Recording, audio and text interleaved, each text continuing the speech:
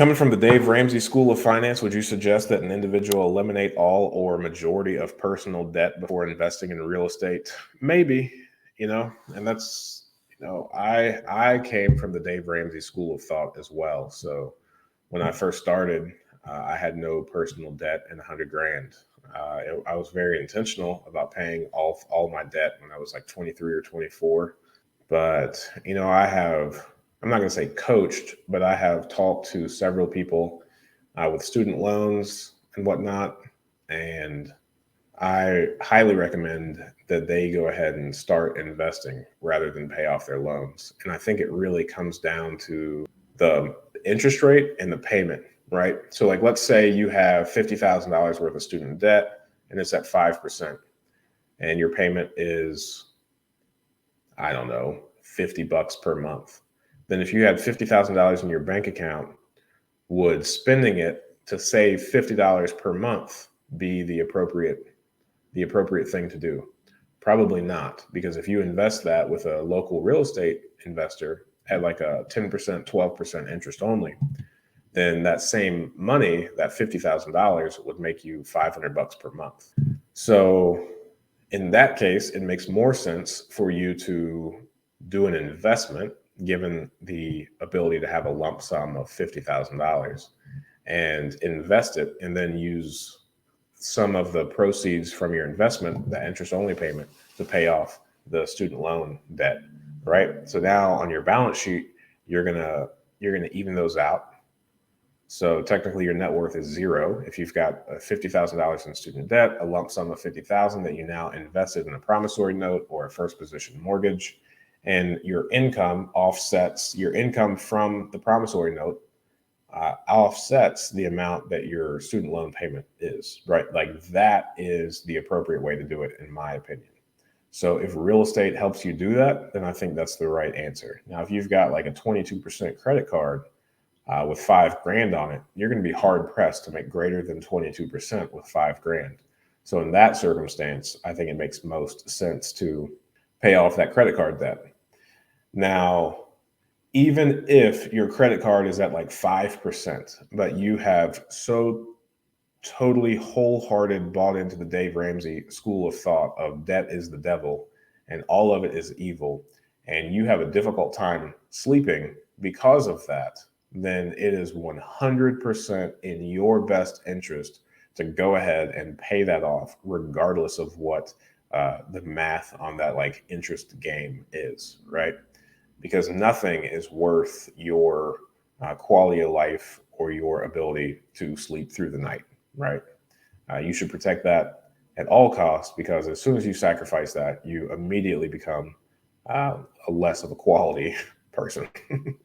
We're kind of built dependent on sleep and not being overly stressed. So protect that 100%.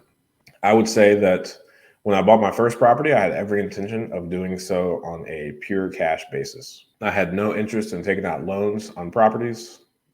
That's why I bought my first duplex in cash. We had 35 grand. I spent 35 grand to buy that.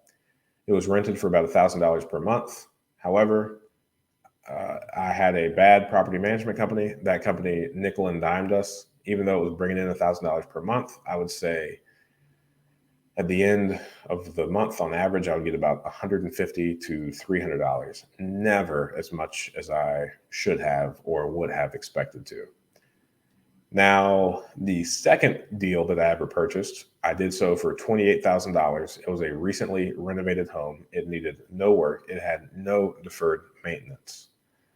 I did not have $28,000 to spend on that comfortably. I'm trying to think why I didn't, and I just remembered why. So also, when I first started, when I wasn't too confident on the real estate side of things yet, I did make some hard money loans or private money loans to other people. So I had about, I think, $45,000 to $50,000 out to other investors before I was confident in what I was doing myself. So there was that time where, because I just told you I started with 100 grand, and that's true, but I only spent 35 on that duplex.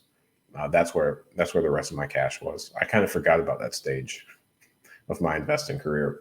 So at the time, I didn't have $28,000 to take that deal down without like cutting into our personal stuff. So What I did there was I used debt because I felt like it was too good of a deal. I really wanted that property. And when I took my wife to it, we determined that we would live there ourselves. We would happily raise some kids there. It was a really good deal. Didn't want to pass up. I ended up taking out a loan. Like, I got a Fannie Freddie loan for that house. So the purchase price was $28,000. We put $7,000 down. That was a 25% down payment. I think closing costs were like right at like $2,500. It was about 10% of the purchase price, which is why most banks don't want to do these lower loans, is because there are fixed costs associated with closing a property, the appraisals, all of that make closing costs pretty high when it comes to lower valued homes like that. So all in, our cash out of pocket was like $9,000. The mortgage payment on that $21,000 loan was $112.73 per month. So that is when, I like things really clicked for me. And I thought to myself, we rented this property out for $770 per month. Our mortgage payment is $112.73 per month. How many times can I do that before it's not worth it, right? 100 times, 200 times, 300 times? The answer that I came to was there is no limit on how many times I could do that where it doesn't make sense. The returns were infinitely greater than me deploying $35,000 worth of my own cash to get a return of, less than $1,000 per month after the management fees and all that. From that perspective, that's when I completely changed my mind about leverage against income producing assets. Really long answer to answer your question. Thanks for watching that clip. I thought that was a good question. And I think you can ask good questions too. Join us every Friday morning at 8 a.m. Eastern Standard Time for a live stream Q&A where we answer plenty of questions just like this one. In the meantime, consider subscribing to the channel if you want more of this content. And if you want to increase your deal flow, analyze properties better, and help me feed my family, click the link below for a free 7-day trial of PropStream.